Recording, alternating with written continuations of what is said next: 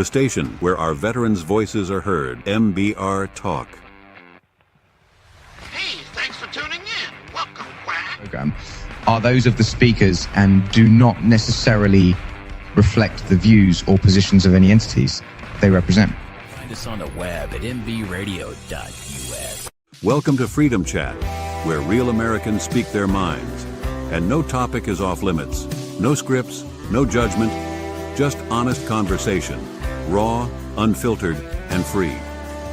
If you're ready to challenge the narrative and celebrate true freedom, you're in the right place. This is Freedom Chat. Good morning, D. What's going Good on, morning, man? sir. Not much. All right, How you doing? You know what? I'm fantastic. I've been running like a banshee all morning long, cleaning dishes and doing all kinds of crazy stuff. All right, let's get right into this. Their rules are very simple. Anything goes as far as a conversation. The things that we want are no insults, no name calling. We'll remove whoever does that. The other side of this is if you come out with what you believe is a fact, give us the reference so that we can follow it up and be in a good position to talk about this. So right off the bat, the first thing that I really wanted to hit were the protests that went on yesterday. And I don't really want to go into the protests because the numbers are irrelevant as far as I'm concerned. What I want to talk about is, there were conservative interviewers out. Well, I mean, all of them. And the questions they were asking these people are basic, simple questions. Yeah. And I saw not a single solitary video of an interview where the individual said anything of substance. It was the same things that we've been hearing for the past almost 8 to 7 years. Yeah. Over and over. And I don't know how anybody else thinks about this. I don't know how anybody else feels about it. But when you keep regurgitating the same stuff, it tells me two things. It tells me that you don't do your research, you're not well read, and it tells me that you simply want to be fed information as opposed to verifying its validity. Look, I know that the Department of Government Efficiency's got its website. I haven't even been on it yet. Yeah. But I also know that they have very openly posted the things that they have found. I also know for a fact that they have not put anything out that could be considered private or sensitive information. Right. So those are the things that I do know. I kind of want to know what your take is, especially on these protests. I really want to know. I'm right there with you. I can't figure out why these people can't answer these simple questions. It's like they can't or they won't think for themselves. And I can't figure out which one it is. Maybe it's a little of both. But I don't know. It just like you said, they're not doing their own research. They're just being fed information by someone else and going with it. All right, we just added my mom. Hey, Phyllis. There's my mom. That's Phyllis. Hey, anybody else that wants to jump on, you are more than welcome to jump on. The challenge here once again is, how do we have these open conversations? They triggered all of these things are right now. Okay, so let's go down and kind of look at this. These protests were triggered by the Trump tariffs, and I would challenge anybody who is out there to explain to me how leveling the trading playing field with the rest of the world is a bad thing. I'm pulling up a video that, and I'm not going to play it, but I will read what Senator Rand Paul said about these tariffs. Senator Paul criticizes his party for trying to pass a bill that would add $1 trillion of U.S. debt. He slams both the Republicans and Democrats for never addressing the national debt. Now, that's a good thing that he's talking about.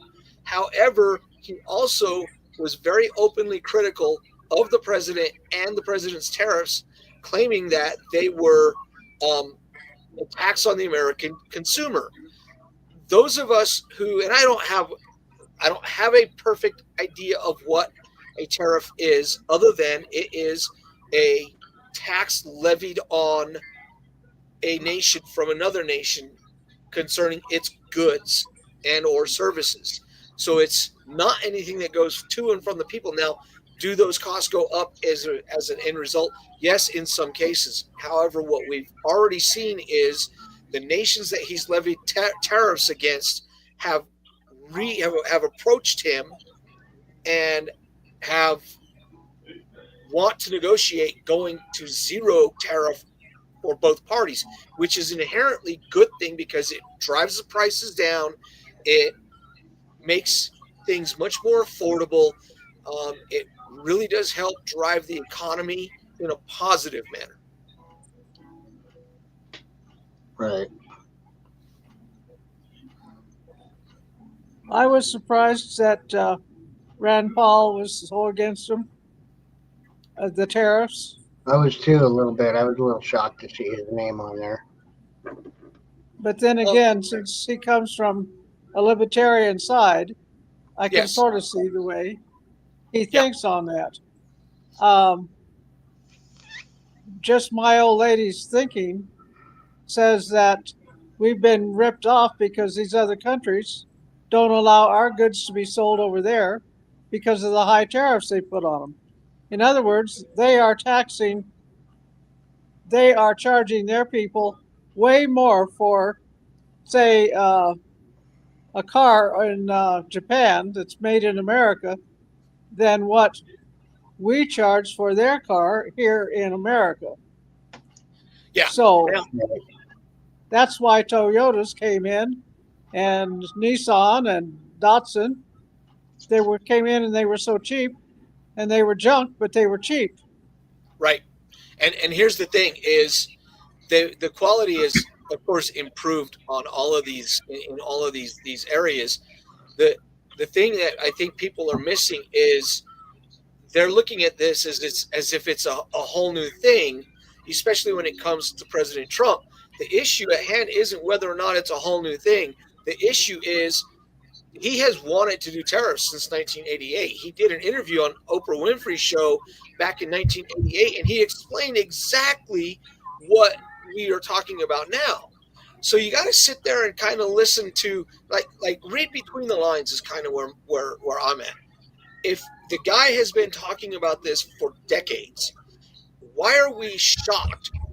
Why are people shocked that why are people shocked that he's actually doing this? I had a conversation on Facebook last night with a person who's his stocks have gone down. You know what? The stock market doesn't drive the bus all the time, and in this case, it definitely isn't driving the bus. The man, and you know, my mentality about this is, for once we have a individual who campaigned on a specific agenda and is doing his level best to fulfill the campaign agenda that he ran on. I find that refreshing. And for people to say, I didn't vote for this. Yeah, you kind of did. If you voted for him, then you did. Good, bad, or indifferent. This is, hey, we're adults. A child sits there and says, well, I really didn't want that toy. Well, no, you did want that toy because you asked mom and dad when you were in the store that you wanted the toy. So, you know, I told the individual that I had the debate with, it's time for people to grow up. And the easiest way to grow up is to ride this thing out. If it turns into a disaster, we'll know it. And the Republicans won't have any say for the next 100 years. If it does what it's already doing, it's just going to be a monster. And it's going to be glorious, dare I say. Yeah. The long-term effects are supposed to be nothing like, to quote President Trump, nothing like we've ever seen. Correct. And people also need to remember that he is playing the long game. Okay, that is the truth. He's not playing the short game here. He's playing the long game. He's pushing as hard as he can to help his country. And that leads to another question that I have that we will get into greater. Why do we hear from days gone past Democrats speaking very positively about tariffs and then saying that they don't want it, that it's a disaster, that it's going to be the worst thing? Well, I can tell you why. Because they're trying to push for votes. And because they're trying to push for votes, it's insane the way they are. And yeah, so that's kind of my position on it. They will go back and forth to try to keep their voters happy. And my mentality is, okay, great. So what's your solution? Because you've been in office, and I'm going to speak specifically. Pelosi and Schumer both spoke very highly of tariffs about 10, 15 years ago. Both of them did. Okay, well, why has your stance changed? And I always say this because most people don't like to hear me say this, but I'm going to say it anyway. It's really, really simple. It's not the what, it's the who. Okay, every single politician out there has done the exact same thing when it comes to the border. We need stronger borders. We need to deport these illegal aliens. I am not politically correct, so don't expect it. We need to do something because it's a strain on our economy and it's a strain on the socioeconomic system. Well, here's a newsflash. If they were all saying it then, why aren't they saying it now? And if they were being supported by their voters then, why are they not being supported now? Easy answer. It isn't the what, it's the who. And we can get into that. We kind of run that into the ground in the past, but it is the truth. Yeah. Yeah, absolutely. It's about who's doing it. It is the who. It's also because they don't really have anything else to run on right now. And they don't really have a leader that has a brain left. Because Pelosi and Schumer are both just trying to hold their places without any real programs behind them or thought behind them. And there are people coming up are so Marxist and socialist that that's who they're catering to. Yeah, they're fumbling around right now, just trying to figure out who their future leader would be. Well, let's hope it's not Crockett. Yeah, right. Hey, look, and here's the funny part about that. Look at who they are bringing to the forefront. They're bringing they're bringing AOC to the table, and they're bringing Crockett to the forefront, and they're dragging Bernie Sanders right alongside him, right? Bernie, I don't know whether I don't know whether Sanders is leading this new charge, but I do know. All right, I do know that I'm trying to find the word. I do know that if that's the best that you bring into the table, you should probably kind of take a different approach. And I hate saying this about people, but if you look at the way they've done things, and you look at the way these two individuals, especially Crockett and AOC, have communicated, it shows you that they're either looking for hotbeds and we've got 1 minute. So they're either looking for hotbeds and hot button topics that they can rally people around, or they really believe the garbage that's coming out of their mouths. I tend to believe that it is the former, not the latter. If it's the latter, it's terrifying. Right. Well, they're neither one of them. None of them are bringing any new ideas to the table, to their table. There's nothing new about it. It's all just negative rhetoric and insults. Right, Mom? Yeah, Crockett is very far Marxist.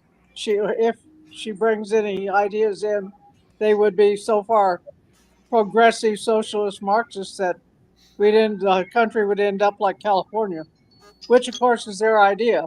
They'd really like it to be. Yeah. Okay, we've got to go to break. So I'm going to try to remember how to do that.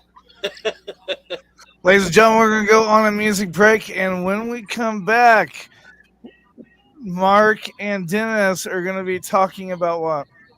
Military Broadcast Radio, the station that's giving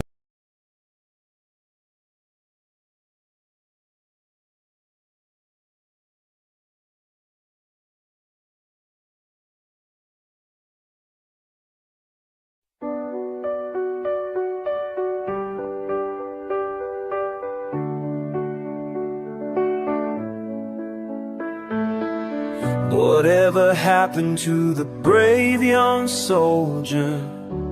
He was a good friend of mine. They say as he died, he never once cried, lying with his brothers there by his side. At 19 years old, he was sent off to war, not really sure what he was fighting for. So he fights for what's behind him and his brothers beside him. Together they'll weather the storm. 9 long months later and he's still alive. Fought several long battles he shouldn't have survived. Then the IED exploded as the ambush unfolded. He laid there bleeding as his brothers all died. Whatever happened to the brave young soldier? He was a good friend of mine. They say as he died, he never once cried, lying with his brothers there by his side.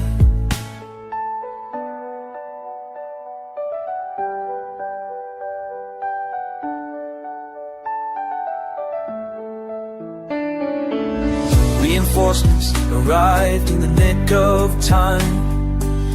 Old Doc had found him and called in the nightline. He awoke in the hospital, they patched all the holes. Too bad they couldn't fix the ones in his soul. 16 years later he locks all the doors, unable to find anything worth living for. His family has left him, he feels society rejects him. With a bottle and a pistol, he falls to the floor. Whatever happened to the brave old veteran? He was a good friend of mine. They say as he died, he sat there and cried, with only his memories sitting there by his side. Brothers and sisters, we can't lose this war. Have we forgotten what the hell we fought for? Pick up the phone, don't knock on the door.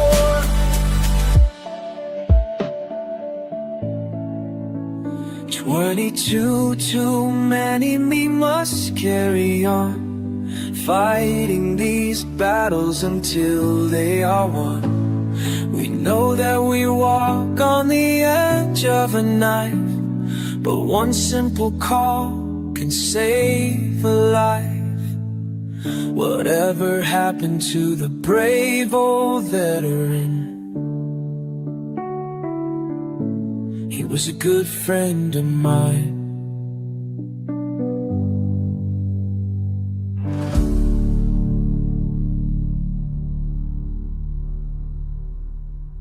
Military Broadcast Radio, the station that's giving veterans a voice. Find us on the web at Thanks for tuning mbradio.us. in.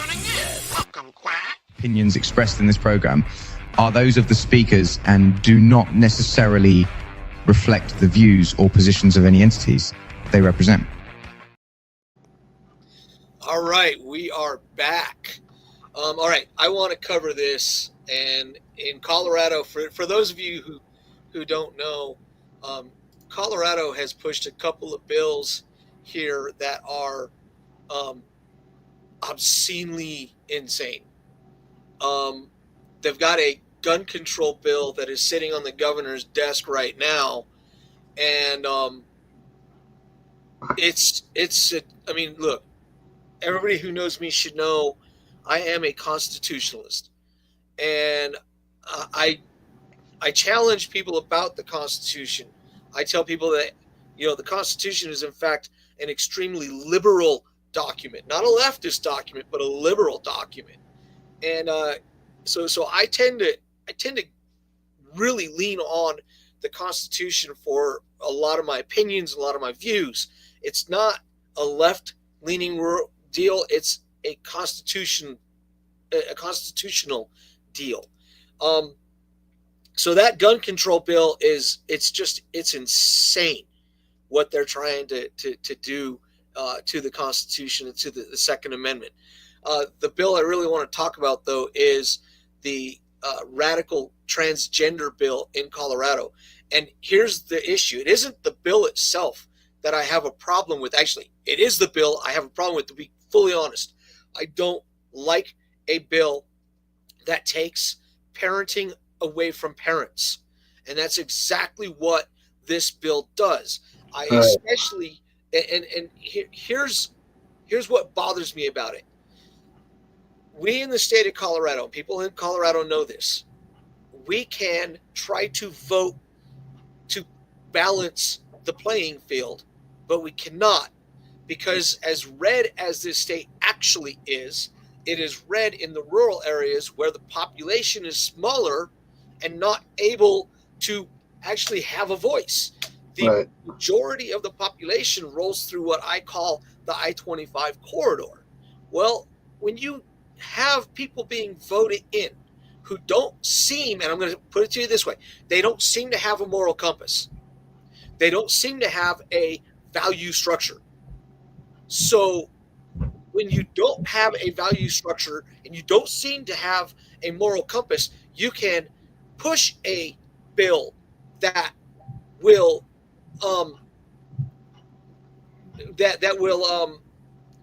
basically make not feeding into a child's fantasy a form of what? Child abuse? Because that's what it is. Yeah. And it's called the quote unquote Kelly Loving Act. And it's insane. I mean, it just does not make any sense. So, dead naming, misgendering, that's basically telling someone, that's the equivalent of me telling Dennis, if Dennis decided that he is all of a sudden trans. Dennis, you're not trans, are you? I need to ask that. Not anymore. Okay, thank goodness. I mean, because I would hate to misgender you. I would hate to say, when you and I went to high school, we must have been really dumb because we must have missed that part called biology. Mm-hmm. And I don't know. Honestly, I don't know. How do you fix this one is the question that I have. And that's biology 101. That's just like the basics of the basic of biology. And for those of you who want to look this bill up, it is Colorado HB 25-1312. And I mean, this is the bill. Here's just some of the stuff. The bill bars Colorado courts from cooperating with other state laws that remove a child from their parent because their parent allowed the child to receive transgender medical services like puberty blockers, cross-sex hormones, or surgery. It also says that school policies allowing children to use a different name must be inclusive of all reasons that student might adapt a chosen name. So that's basically saying, hey, this is the equivalent of me saying my name is not Mark anymore. Okay, I'm now George Washington. You identify as George Washington? I do. I actually do. I identify as George Washington. This is the insanity of it, though. They're basically saying you can be whatever you want to be, not who you want to be. And that's a huge, huge issue. As a Scorpion? Yes. If Do the you? Scorpions are my favorite band, I can do that, right? Right. Right. Here's a comment that came from a representative in Colorado. In my opinion, the goal is to eliminate the ability of a parent to seek treatment for gender confusion or dysphoria, which, oh, by the way, that's what a transgender suffers from. And they do suffer from it. I follow some very prominent transgender individuals, and they all have said the same thing. They have been very clear that they are not a woman trapped in a man's body or vice versa, that they in fact suffer from what is called gender dysphoria. Y'all can look that up. That's not me.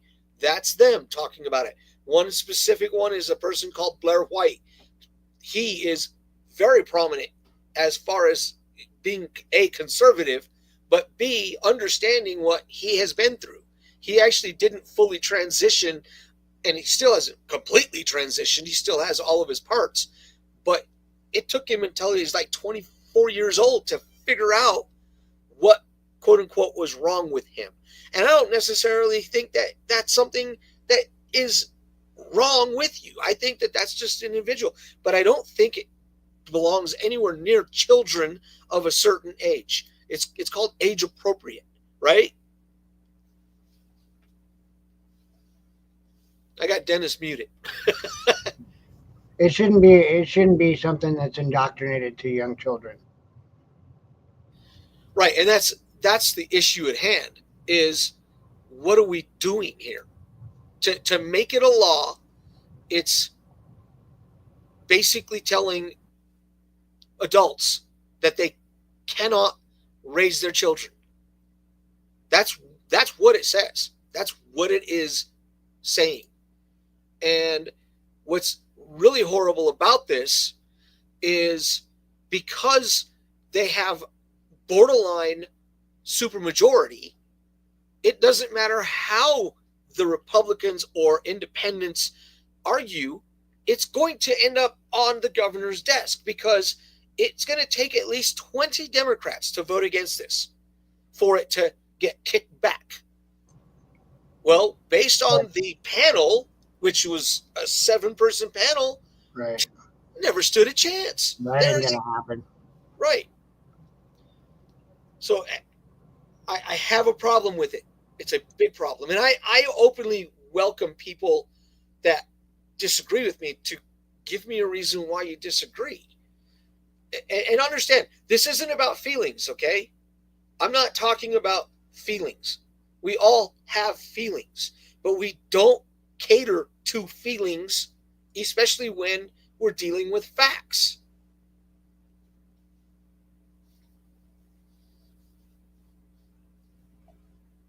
Dennis, what do you think about that? Well, yeah, I mean, it's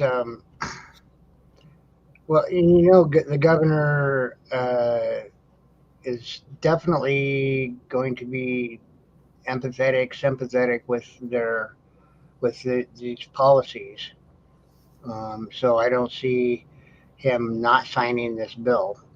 Right. And here's the other problem with that. They did it at night, which, oh, by the way, Obamacare was passed at night. It was passed through the House at night on a Sunday, actually. And this is how a political party who wants to maintain full control of any circumstances or situations, this is how they do it. They do it to where there is no chance to actually read the bill, debate about the bill, the whole 9 yards, right? Well, look at how that works. If you force things down people's throats, which that's what happens, and we get called all kinds of things for disagreeing. I mean, my daughter has got a person who is going through this, a friend of hers that is going through this. And it started with, she wanted to be called they or them.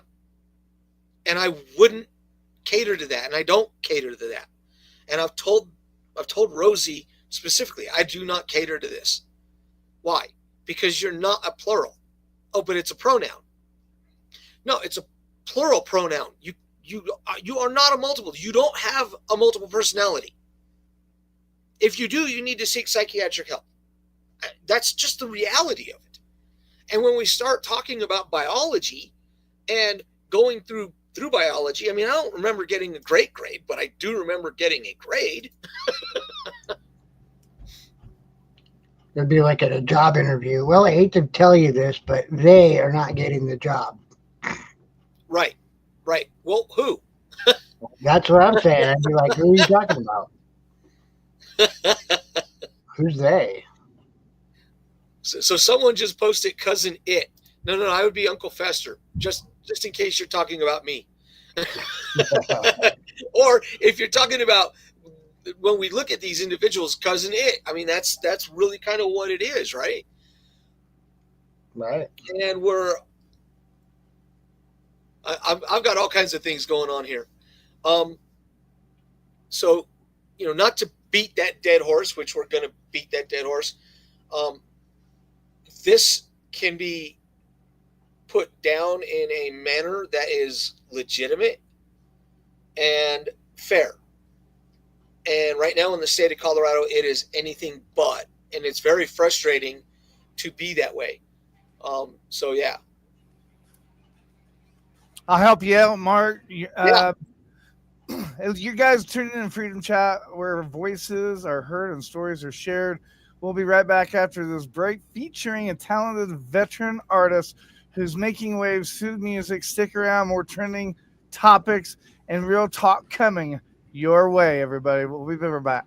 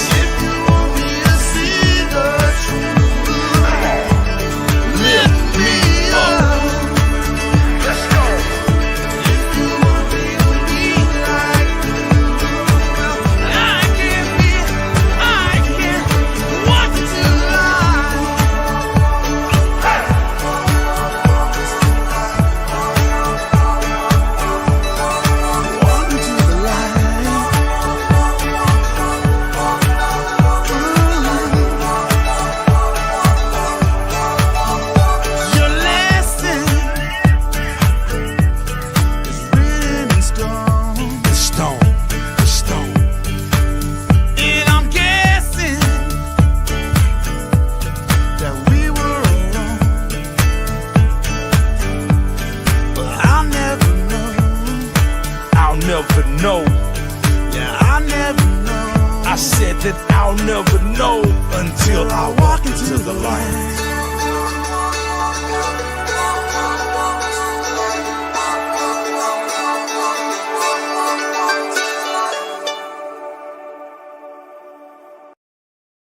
The station where our veterans' voices are heard, MBR Talk. Hey, thanks for tuning in. Welcome, Quack. Program are those of the speakers and do not necessarily reflect the views or positions of any entities they represent. Find us on the web at mbradio.us. Good morning. So, Dennis has got one that he wants to talk about, and it's going to kind of catch you all off guard because it is something that has happened in the country, and it alludes to greater issues. And we got the man, the myth, the legend in the middle of us. Yeah, by accident. Hold on, guys. Sorry about that. Jeez. No worries. You'd think they were professionals here. Professionals. I don't know, man. I'm a trumpet player. Hey, huge shout out to you guys. Thank you so much. This is awesome.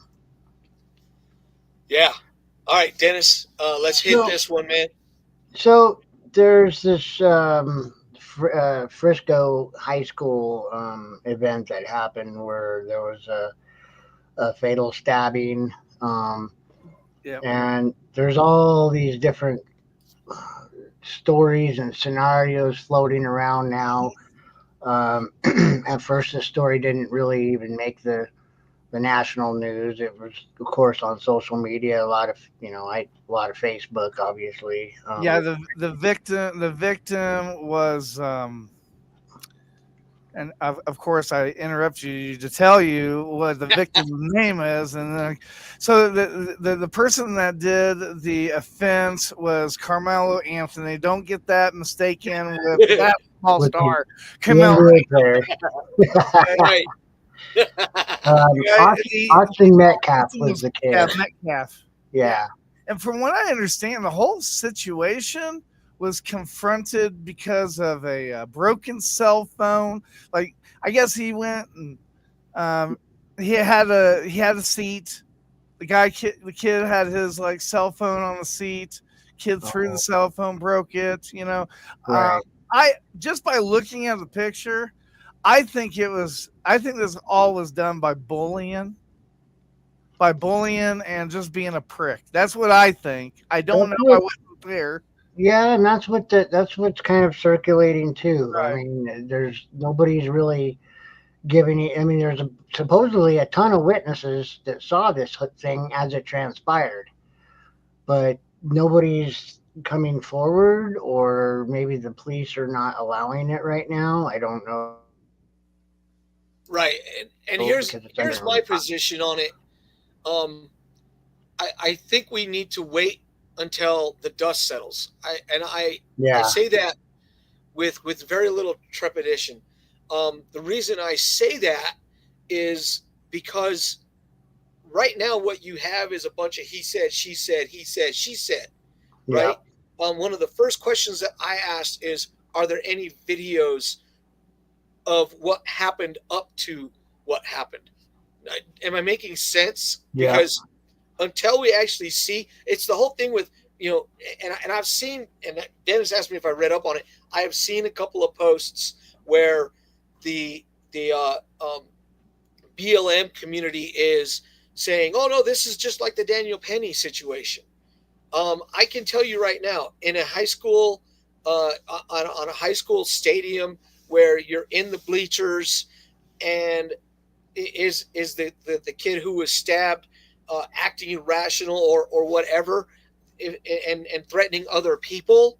Okay, they're trying to claim that what happened was the equivalent of that. Well, no, it's not, because we don't know exactly what it was. We've heard a little of this and we've heard a little of that, but they're trying to drive this narrative that the Anthony kid was defending somebody or defending himself. That's the narrative that the BLM crowd is trying to throw. I Right. would tend to say, you know what? Let's wait and see what the police say in their investigation. Let's see the interviews. The twin brother of the kid that was killed. I don't know if he's even come forward yet, and I'm pretty sure he hasn't yet, because A, he's grieving. He's just lost his brother. B, he's I would be in a state of shock, and I had something like this happen to my brother. All the twin brothers actually said so far up to this point is, that he held his brother in his arms while he died. There's really no more information or details. And I agree with you. We need to wait and find out more details. I only bring this up because I want it to be out and about. I don't want it to be covered up. I don't want it to be shoved under swept under the rug. What I'd like to know, This is an important topic that is going to have to come out eventually.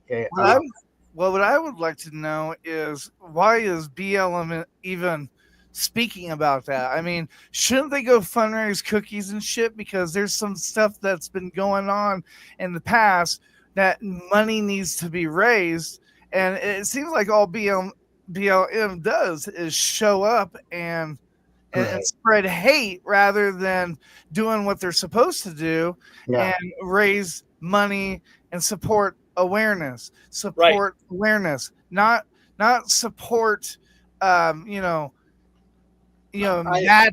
but support awareness, teaching, stuff like that. All their money that they were raising and were supposed to go to the communities, the black communities. Right. And now a lot of it didn't. Well, look, and I've talked about this a lot because I have a nonprofit, and we're a really small nonprofit, and we focus on positive things. We focus on honoring. What we do is we honor our veterans. I stand in front of headstones and perform in front of headstones. The issue is just like H Train said, they lean on rage, hate, and anger, and that's what they lean on. Right. It isn't a myth. You look at the riots from the George Floyd summer.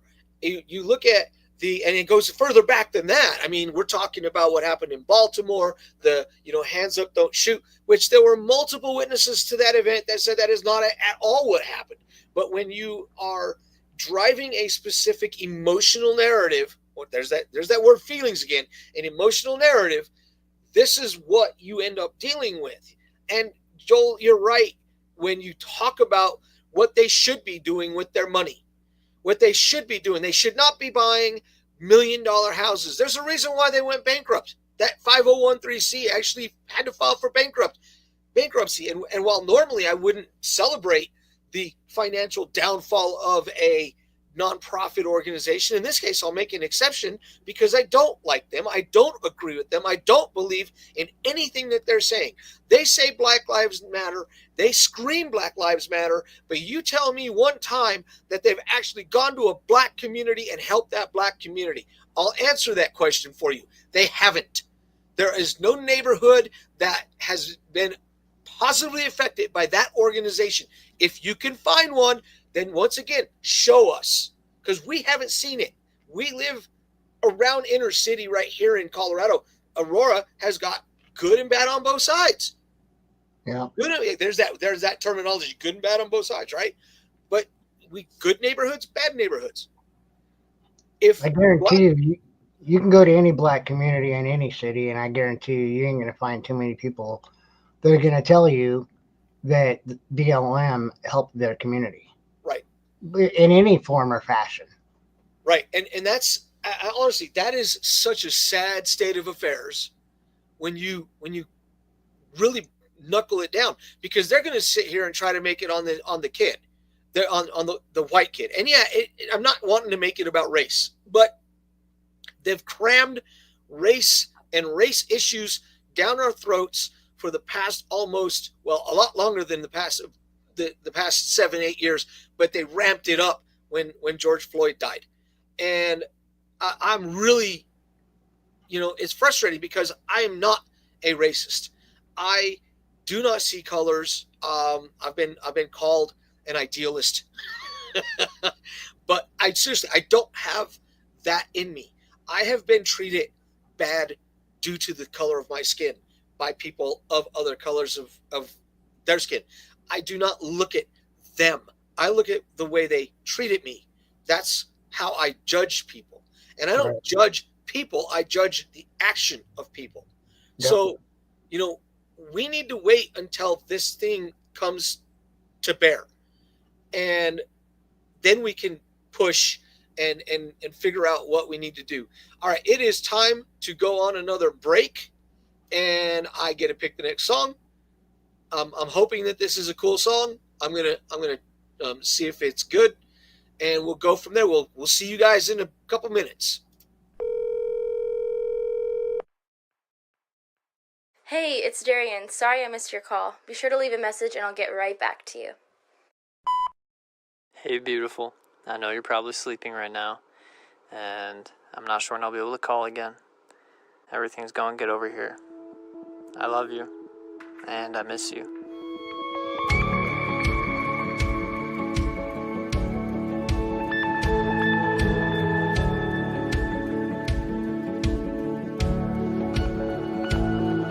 Like waves in the ocean are bound to the sea, crashing over and over into me.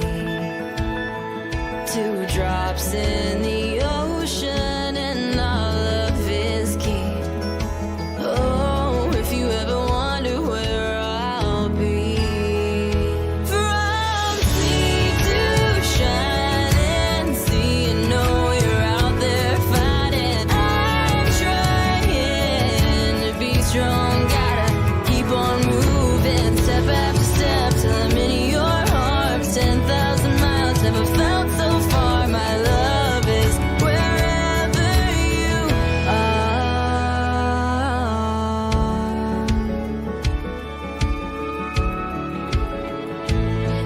The nights are so long, yeah, I feel so alone. Reaching out for you, forgetting you're gone. From dusk till dawn, no matter how much time goes on. From sea to shining sea, you know you're out there fighting. I'm trying to be strong, gotta keep on moving, step after step till I'm in your arms. 10,000 miles, never felt so far. My love is wherever you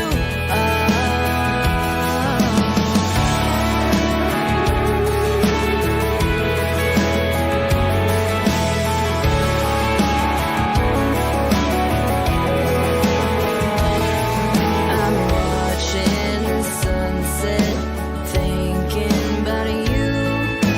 Are you out there looking to the ocean blue?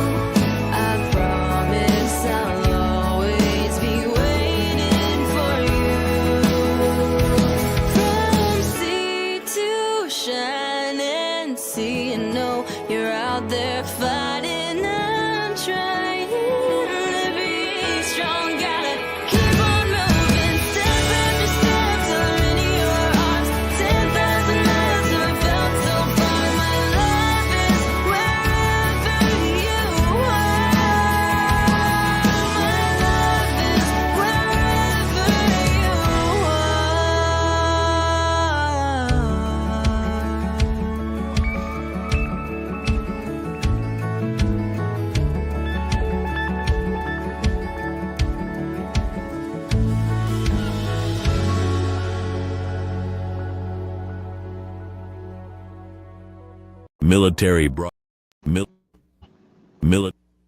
Military Broadcast Radio, the station that's giving veterans a voice. Find us on the web at mbradio.us. Welcome, Quack. Opinions expressed in this program are those of the speakers and do not necessarily reflect the views or positions of any entities they represent. All right. right, guys, we're into this is the last segment, man. I want to cover a couple of things, and I'm going to throw quotes, because normally when Dennis and I do this, I will break out some quotes, and I'm going to pull some quotes. I got one quote definitely, and I won't say who it is until after I've given the quote, and I will talk about my opinion about this individual. I know other people got strong opinions about him, but we'll cover that. In Plano, Texas, there is or at least was, because there's not anymore, a city that was being developed that was exclusionary. It was Islamic exclusionary. And I have no problems with anybody's spiritual beliefs or religious beliefs. However, what they were trying to do is to create a community that was centered around Sharia law. For those of you who don't know what Sharia law is, look it up. It is law based around the Islamic faith. And the problem isn't, the problem is this. The Constitution says no laws above the law of the land, which is based around the Constitution, is centered around the Constitution. So when a community of Islamic people try to commute or try to create an environment that is exclusive to them using their laws, this is a much greater issue of, I'm not going to say that these people are immigrants. I'm not even going to try to make the assumption. But if they are immigrants, this is what I'm against.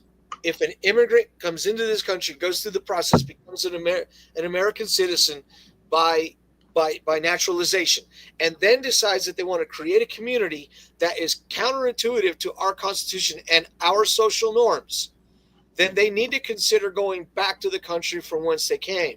The challenge we end up having with this is nobody wants to go back where they came from, because where they came from is basically a nightmare. So the logic of creating a nightmare environment in a place where you just came to get away from a nightmare environment is, I don't know what to call it. I don't know what to call it, but I am glad that Texas has stepped up, and the governor of Texas has stepped up and has basically said, you're not building this community. You're not doing it. This is not who we are. Dennis, go ahead. You know what? And the way you just said that just kind of made me chuckle a little bit, because it kind of reminds me of how it is with these people moving here from California. Right. They are tired of being taxed to death, regulated to death, all this other stuff. So like, you know what? Let's move to Denver, Colorado. And then all of a sudden, what do you get in Denver, Colorado? The same crap that because they want it. They were unhappy there. They move here. They want to implement what they had there, and they're still not happy. Right. That just boggles my mind. That crap makes no sense whatsoever. Right. And I don't know how Joel feels about what we were just talking about, but there's a band called Iron Maiden, and they wrote a song with their last album called Lost in a Lost World. And when you listen to or read the lyrics of this song, it alludes to exactly what I'm talking about. Because we're talking about an Englishman in England right now. Their society, England and English society and English values have been virtually eradicated. Decimated. They're arresting people for posting on X and posting on Facebook and posting on Instagram things that they don't agree with or things that they don't like of what they're seeing happening to their own country, and they're being basically buried for it. I bet you can't even have a phone conversation over there. Yeah, and here's the thing. It could happen here. It can happen here. We have to stay on guard. We have to stay as strong as we actually can. It's important for us to be this way, right? And we need to stay strong with our values, American values, hardworking values, values that center around strong families and strong family structures. And those are the things that we need to be around. We need to be around a society that doesn't cover the heads of their women. I've never understood it, and I'm not judging people who do it willingly. But when you do it because someone's told you to do it, it's a little disconcerting. Okay, quote. Are you guys ready for this? When a crooked politician calls me a traitor, ask yourself, who did I betray? The courts have ruled repeatedly that the programs I revealed were unlawful and likely unconstitutional, a violation of your rights. If this is treason, what they call loyalty is a crime. That was Edward Snowden that made that quote. And I kind of want to know how Dennis feels about Snowden. I have my opinions. I had the opinion of him at the beginning, but I no longer have that opinion. So I kind of want to know where you stand on that. Yeah, well, I mean, sadly enough, I haven't really done that much research, probably not nearly as much as you have with this guy. I do like the fact that there are whistleblowers, and I think that needs to happen. I mean, I don't like a tattletale necessarily, but there are times when one is needed, especially if it's detrimental to national security, things like that. And so what he did was he basically exposed the fact that the government was spying on its own people, and they weren't telling the truth about spying on their own people. My wife and I had numerous conversations about this. At the time, she said, if you have nothing to hide, you have nothing to fear or nothing to worry about. And my response to her was, the KGB said the same thing back in the day. And, Right. and our countries, I mean, look at CCP. It's like, wait a minute. No, we're not cool with that. But, it was a crime for him to do that. And it was a crime for him to do that. It took a lot of stones for him to do that. I firmly believe that it took a lot of stones for him to do that. I hope that he gets a pardon, because I think that what he did was an act of patriotism. Sometimes you have to do things you don't want to do in order to ensure that the nation maintains its freedoms and its liberties. Okay, one more, and I believe we'll be done. I don't know if you've ever heard of this guy, Eli Mistal. This guy talked about the United States adopting a South African style constitution. He has basically said that it is a better constitution than what we have here in this country. And this guy is, I don't even know who this dude is, but I really would like to know where he come from, and I would like to know where he gets off on this. And I would like to know how you feel about, hey, do you think our Constitution should be rewritten? No, No? I don't think so. How about reread? That would be a good idea. I think reread constantly. Yeah. And with that, we're gonna put a pin on this one. We have the Constitution of the United States as a means of the people being able to tell its government what it wants. That is what we have. We are a federal republic for a reason. I would challenge everybody watching this show, go out to a bookstore and buy a copy of it and read it. I know that people don't like to hear these things, but it's called taking responsibility for the freedoms and liberties we have. Those of us who defend our country believe in this wholeheartedly. To our bones, we believe in it. So if we believe in it, but we don't read it, then what do we look like? Right? Right. And that's why I challenge everybody to go and buy a copy of the Constitution. It's ours. It's our birthright. It's our legacy, and it's important. Yes. That's all I got. What do you got, Dave? I just want to say it was a good bunch of topics today. This is great getting on here. Once again, huge shout out to MB Radio, man. Yeah, man. Awesome. MB Radio is awesome. Joel, I want to thank you very personally. You've been really, really good for me in a lot of ways, many ways you don't even realize, and I appreciate you immensely. Yeah. Thank you, Joel. Nice to meet you for sure. All right, guys. God bless you all, and God bless the United States of America. God bless y'all. Ladies and gentlemen, thank you for tuning in to Military Broadcast Radio. As we wrap up today's show, we want to remind you that the podcast of today's episode will be available right after we go off the air. So if you missed any part of the show or want to listen again, be sure to check it out. And remember, we're here to support and honor our veterans. Your stories and experiences matter, and we are committed to giving you a platform to share them. That's right. We're here to give our veterans a voice. So don't forget to catch the podcast and stay connected with us. Giving our veterans a voice.